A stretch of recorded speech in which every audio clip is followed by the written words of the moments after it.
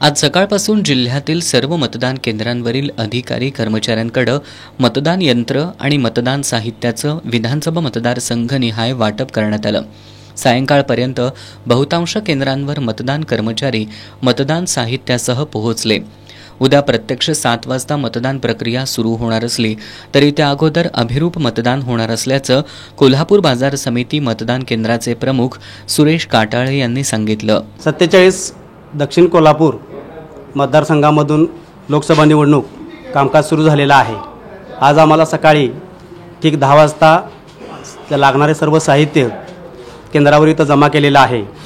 त्यानंतर या 97 टेंबलायवाडी या केंद्रावर एकूण 1306 मतदार आहेत आणि उमेदवार एकूण 24 आहेत नोटासह, आणि त्याबरोबरचं लागणारं सर्व साहित्य सगळी व्यवस्था शासनानं आम्हाला पुरवलेली आहे।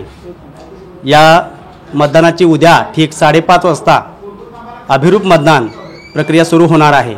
अभिरूप मतदानामध्ये एकूण 50 मतांची अभिरूप मतदान प्रक्रिया सुरू असणार आहे। 50 मतं टाकून प्रतिनिधींना ते योग्यरित्या मतदान होत आहे हे दाखवलं जाणार आहे। त्यानंतर क्लिअर करून सकाळी ठीक 7 वाजता मतदानाची प्रक्रिया उद्या संध्याकाळी 6 वाजेपर्यंत ती सुरू राहणार आहे। जिल्हा प्रशासनानं सध्याच्या उन्हाचा विचार करून मतदान केंद्रांवर मतदारांना उन्हाचा त्रास होऊ नये यासाठी विशेष दक्षता घेतली आहे। उन्हाचा मतदानाच्या टक्केवारीवर परिणाम होऊ नये यासाठी काळजी घेण्यात आली असून मतदारांनी जास्तीत जास्त संख्येनं मतदान प्रक्रियेत सहभागी व्हावं असं आवाहन प्रशासनाकडून करण्यात आलंय।